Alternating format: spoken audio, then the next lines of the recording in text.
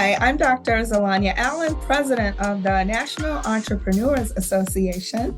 And today I'm here with the first place winner of the 2023 NEA Dell National Virtual Pitch Competition 2, David Norek.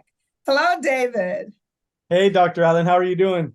I'm good. Thank you for joining me today. I'm really looking forward to discussing the pitch competition and your win. So, David is our first place winner, and as winner, he will receive $3,000, a brand new Dell laptop computer, and a 1 year membership to the National Entrepreneurs Association. So, David, tell us how you're feeling right now. Oh my gosh. I don't think it's hit me yet. I'm still probably in a state of shock. It's just when I found out that I won, I was just so overtaken by emotions. I was so humbled by it.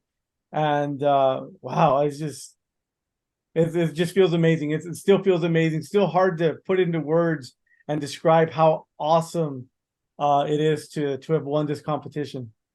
Absolutely, because you had some really great competition. All the pitches were wonderful. But tell us a little bit about your business and what you pitched and what this win means for your business. So my business is called FitLit or Fitness Literacy, and it's a big umbrella that houses a whole bunch of different things. And what I pitched was what I started with was a children's book called The Adventures of Exo and Psy. Exo and Psy, a boy and his dog, represent exercise. They live in a town called OB City, like obesity, where the Mayor Diane Beatties or Diabetes, wants everyone to be unhealthy. And I wrote this book. I was inspired to write this book after I lost a brother and a sister to diabetes. And unfortunately, diabetes is something that's big in my family. I have another older sister right now who's gone legally blind because of diabetes. She can no longer work. She needs dialysis 3 days out of the week. And so I'm just passionate about bringing this message of fitness and literacy to kids of all ages, teaching them about the importance of healthy eating and exercise. Wow, what an amazing story. And kudos to you for shedding light on this issue because I don't think people realize how serious it is. So tell us what you're going to do with your winnings. Like, how will you use that to expand?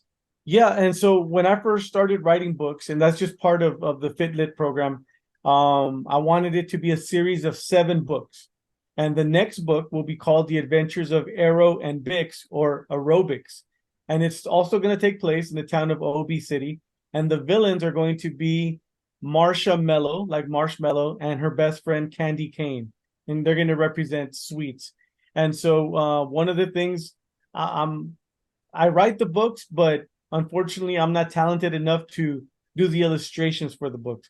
And so that money, that prize money, is going to go towards paying my illustrator for the second book, which I plan on releasing later this year, The Adventures of Arrow and Bix. I do school visits all throughout the school year, and my goodness, I desperately needed that laptop so that when I go to presentations, there are some situations sometimes where schools don't have a projector or they don't have a laptop for me to do the presentation. So now I won't have to worry about that anymore. And then with the membership into NEA, oh my goodness, to be a part of a group of like-minded entrepreneurs to just learn and hopefully take my business to the next level. Oh my goodness, it's like a three-headed awesome monster of just prizes, with the prize money to the computer to the membership. It's just like blessing after blessing after blessing. Absolutely. They say you become the average of the people you hang out with. So it's important to hang out with entrepreneurs. So you did an amazing job with your pitch. First of all, you pitch like a pro. So I just wanted to learn a little bit about your skill set. What's your background with professional speaking and pitching? Have you done this before? It's funny because I'm a big introvert. And when I started the business, I realized that pitching was going to be a part of the business. And I remember when I first began our our local chamber of commerce, they had a pitch competition and a business competition. I didn't even advance past the first round because my pitch was so poor. But I had to learn, and that's one thing that as a business person, as an entrepreneur, you have to be willing to learn. You have to be willing to take advice, to take criticism, and implement all those things. And so I learned quickly. One of my friends said it best. He said, "Man, you flipped a switch." And I had to. It's almost like you have to become a completely different person when you're going to pitch. And on top of that, you have to have a passion for your business, which I think I do. You know, when I go out there, I always think about my brother and my sister who are no longer with us, and that gives me more passion. And you just have to be very well prepared. This isn't something that you can just go out there on a whim and do it. There's a lot of practice, and preparation that goes with it. Wow, I love that you said you were terrible at pitching and you worked on that skill and developed that skill to the point you could win first place in a national pitch Yeah. competition. A lot of entrepreneurs have fear when it comes to their business. What advice would you give someone who is thinking about maybe entering a pitch contest, but they're really afraid? Always go back to the question why. And then there are some times where, you know, it's a long journey of an entrepreneur and this business journey, and there are many times where you second guess yourself. And so whenever you do that, or whenever you're going to enter a competition like this, ask yourself why. Why did you begin the company? Why are you doing what you're doing? For me, it always goes back to my brother and my sister, and really my family with diabetes and obesity.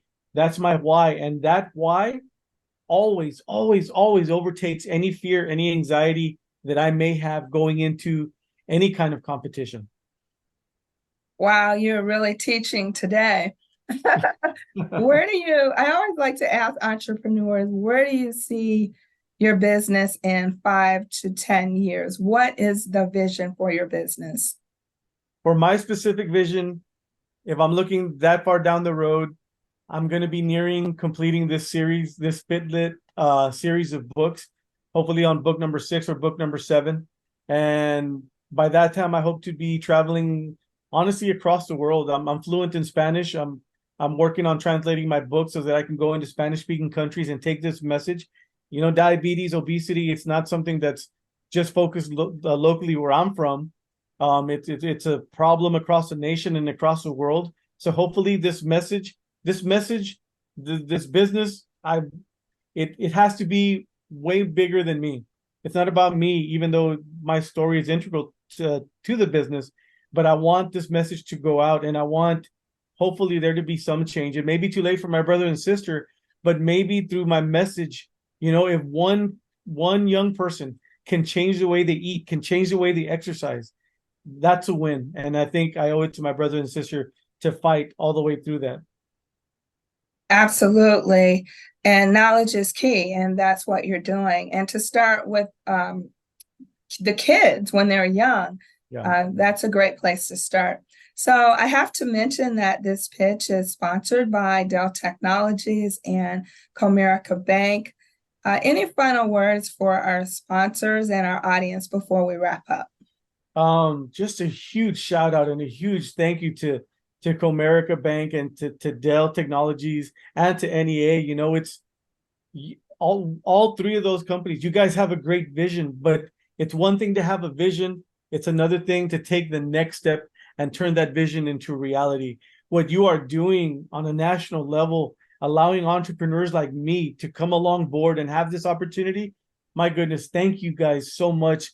I hope and I pray that you guys continue doing what you're doing, because you are making a great difference in entrepreneurs like myself. Awesome. Thank you for that, David. That's what we need to hear.